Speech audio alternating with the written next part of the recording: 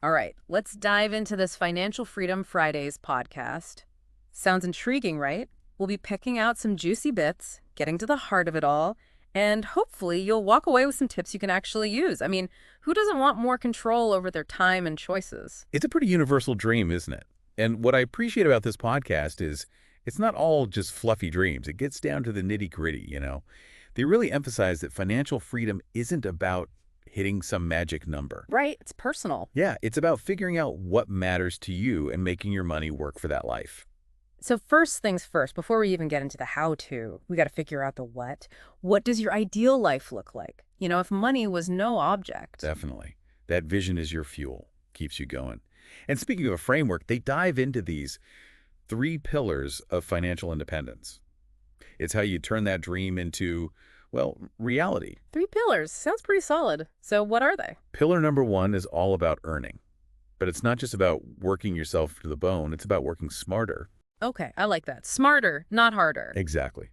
Think negotiating a raise, maybe a side hustle that plays to your strengths, or even, taking that leap and starting a business. So making the most of your earning power. But I feel like there's always that risk of lifestyle creep, right? The more we make, the more we seem to spend. How do we avoid falling into that trap? That's where pillar number 2 steps in. Saving. They're pretty serious about it too. Recommending at least 20% of your income go straight to savings. Wow, 20%. That's ambitious. Is that even realistic for most people, especially these days? It's a tough goal, no doubt. But the point is, prioritize it. Make it non-negotiable, like your rent or mortgage. They even suggest automating it. Set up automatic transfers right after a payday. Oh, I like that. Out of sight, out of mind, right? But saving alone won't necessarily make you wealthy, will it? And that's where pillar number 3 comes in. Investing. This is where you put that saved money to work, aiming for growth over time, maybe even some passive income. They cover a lot of ground, from those index funds, pretty low risk, to more hands-on stuff like real estate or starting a business. Investing can be a little intimidating, though. So many options. The market's always changing. Where do you even start? They really emphasize continuous learning. You got to keep educating yourself, right? Understanding those different investment strategies, like value investing, where you're looking for those hidden gems, or growth investing, focusing on those companies with huge potential. So it's not just throwing darts at a stock board hoping for the best. Definitely not. It takes strategy, patience, and they're big on avoiding those get-rich-quick schemes. It's a marathon, not a sprint. Makes sense. All right, so we've got these 3 pillars. Earning smarter, saving consistently, investing strategically. But I feel like there's something missing, something that ties it all together. Oh, absolutely. Financial Freedom Fridays talks a lot about mindset. You can have all the right steps, but without the right mindset, it's tough to stick with it. Mindset, okay, that's a little intangible. What do they mean by that? Well, they break it down into 3 shifts you need to make. The first one is shifting from a scarcity mindset to an abundance mindset. Instead of thinking, I'll never have enough, you start believing there's enough out there for everyone. Sounds nice, but a bit idealistic, don't you think? Not at all. It's not about ignoring the real struggles, but about focusing on what you can achieve. This positive outlook can open up new opportunities, help you take action. Okay, so embracing abundance. What's the next shift? Mastering delayed gratification. It's about resisting those impulse buys, those short-term temptations.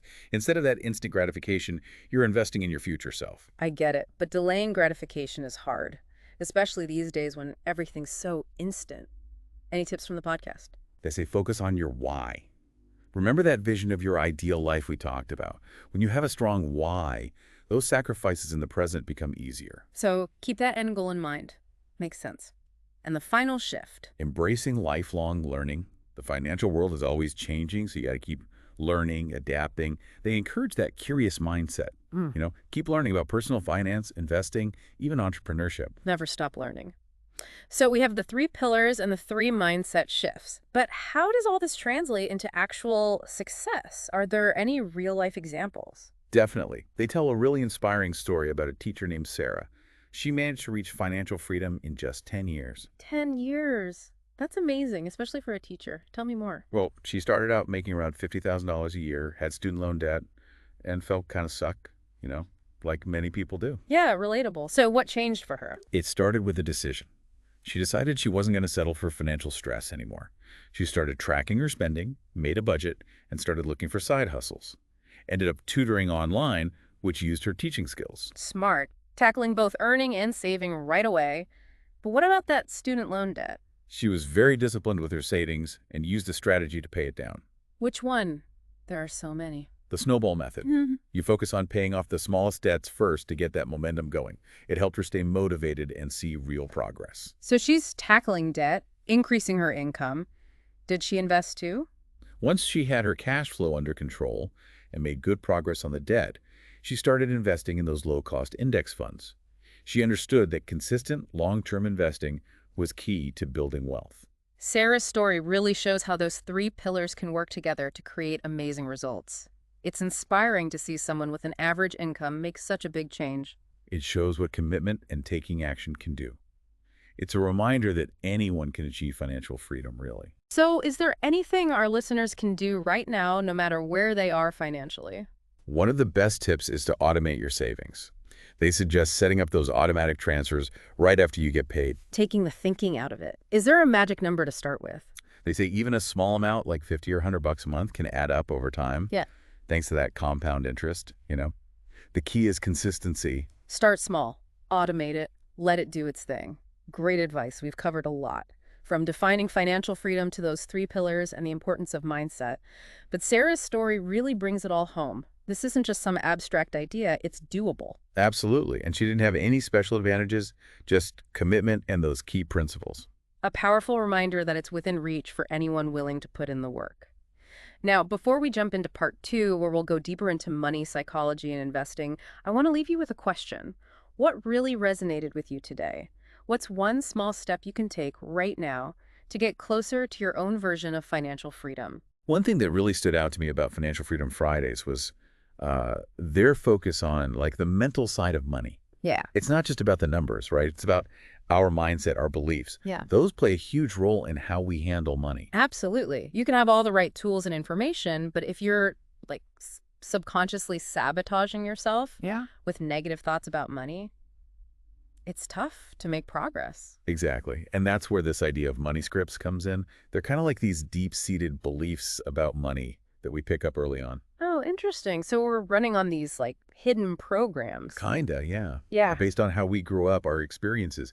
If you always heard things like money doesn't grow on trees or rich people are greedy, those messages stick with you.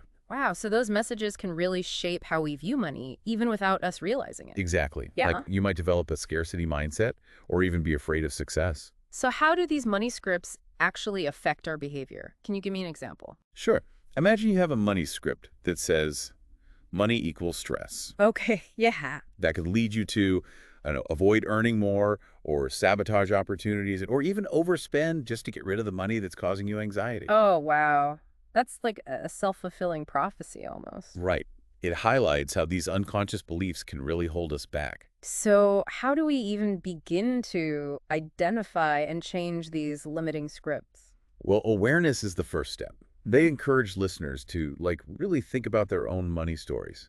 Where did these beliefs come from? Are they helping or hurting? So it's like becoming aware of the story we're telling ourselves about money. Exactly. Once you've pinpointed those negative beliefs, you can start challenging them. Like if you believe money is scarce, look for evidence that contradicts that. Read success stories. Surround yourself with people who have a healthy relationship with money. So it's about shifting our perspective, opening ourselves up to new possibilities. Right. It's like rewiring your brain for financial success. But even with a positive mindset, we still need a plan, right? Oh, for sure. Mindset is crucial, but action is key. And that's where setting clear financial goals comes in. They really emphasize being specific. Right. I want to be rich is not a very helpful goal. Exactly. You need concrete goals. They recommend using the SMART goals framework. Specific, measurable, achievable, relevant, and time-bound. Oh, yeah, I've heard of that. So instead of saying, I want to save more, you'd say, I want to save $5,000 for a down payment in 2 years. Exactly. A clear target to aim for. But setting goals is one thing, actually reaching them is another. How do we make sure we stick to it? That's where budgeting comes in. Knowing where your money is going is crucial. They really hammer that home. Budgeting, it gets a bad rap sometimes, but it's not about deprivation. It's about being in control. Exactly. Find a method that works for you. Whether it's that 50-30-20 rule or the envelope system or one of those budgeting apps, find what clicks. So budgeting helps us track our spending and save more. But what about investing? That can be a bit scary for some people. How does the podcast approach that? They do a great job of explaining it, making it less intimidating. They cover different types of investments, from those index funds, which are fairly safe, to real estate, which can be riskier but also more rewarding. It's great that they offer a broad overview, but how do we know which investments are right for us? There are just so many. Right. Well, they stress the importance of learning about different options, maybe talking to a financial advisor. And of course, there's no one-size-fits-all approach. Your ideal strategy depends on how much risk you're comfortable with, how long you want to invest for, what your goals are. So it's about tailoring your approach. I like that. They don't just talk about traditional investments, though, do they? No, they get into some alternative stuff too, like precious metals, peer-to-peer lending, even cryptocurrency. Interesting. Risky stuff, though. Yeah, definitely higher risk. They really emphasize doing your research, understanding the complexities before jumping in. So it's about expanding our knowledge, but being cautious, too. Right. They also talk about protecting the assets you've built. It's not all about accumulating more. It's also about safeguarding what you have. Right. Things like insurance, estate planning, even those legal documents, wills and trusts, which can be a bit daunting. It's easy to avoid thinking about that stuff, but Yeah. it's important. It's about making sure your hard-earned wealth is protected and goes where you want it to. It's about taking control, being proactive. Exactly. They even talk about negotiating, not just for salaries and raises, but in all areas of your financial life. Negotiating, isn't that for like business sharks? Not at all. It's a skill anyone can learn. They give some good tips on how to negotiate with confidence, whether it's asking for a lower interest rate on a loan or even haggling at a market. Wow, so it's about like reclaiming our power as consumers. I like that. So as we wrap up this part, what's one key takeaway that really stood out to you? Something that could be a game changer for our listeners. For me, it's the connection between money and our values. They talk about aligning your financial choices with what truly matters to you. Yeah, it's not just about chasing money blindly. It's about using it to build a life that reflects your values, your priorities. Exactly. It's about using your resources to support causes you believe in, pursue your passions, even make a positive impact on the world. It's about so much more than just the numbers. As we head into part 3, where we'll look at advanced strategies and specific investments, I want to leave you with a question. What parts of your financial life could be more aligned with your values? What small step can you take today to bridge that gap? So we've covered a lot of ground, the basics of financial freedom, the psychology behind it, even those alternative investments. But I gotta admit, there's one area that always kind of mystified me: real estate. Yeah, real estate. It does have that aura, doesn't it? Like, it's only for the pros. But Financial Freedom Fridays does a good job of making it accessible, even for beginners. I'll be honest, my real estate knowledge pretty much starts and ends with Monopoly. But I see the appeal, building wealth, passive income. Where do you even begin with that? Well, they make it clear that real estate's not a one-size-fits-all thing. They explain different approaches, like buying rental properties for that steady cash flow, or flipping houses, which can be riskier but potentially more profitable, or even those REITs, real estate investment trust, for a more hands-off approach. Okay, so there's a strategy for everyone, depending on their risk tolerance and how much time they want to put in. But it's not as easy as, like, watching HGTV and then buying a fixer-upper, right? Definitely not. They're pretty clear about that. They warn against getting caught up in the romanticized version.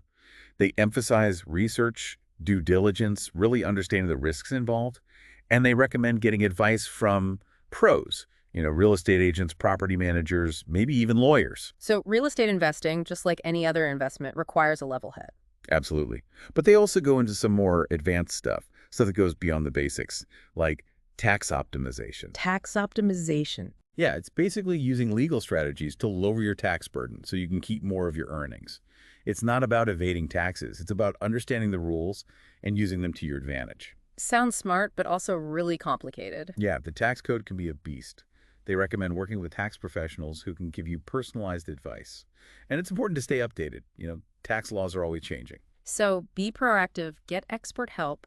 What other advanced strategies do they talk about? They get into asset protection, which is all about shielding your wealth from potential threats, like lawsuits or creditors. Things like setting up trusts, incorporating your business, or holding assets in different legal structures. Wow, like building a financial fortress. But isn't that more for, like, the super rich? Not necessarily. It can be relevant for anyone who wants to protect what they've worked for. You're minimizing financial vulnerability. It makes sense to be prepared no matter how much wealth you have. Mhm. As we wrap up this deep dive, what's the one thing that really stuck with you from Financial Freedom Fridays? What impressed me most is their holistic approach. It's not just about the numbers, it's about aligning your financial decisions with your values, your dreams, what you want your life to look like. I couldn't agree more. It's not just about getting rich, it's about creating a life that has meaning, a life on your own terms. Exactly. And they make you feel like you can actually achieve it. It's not some distant dream, it's a journey you can start today. It's inspiring. So, as we close out this deep dive, I want to leave our listeners with this. What does financial freedom really mean to you? And what's one action, no matter how small, that you can take right now to make that vision a reality? Remember, every journey starts with a single step. Keep learning, keep exploring, and keep building the financial future you deserve.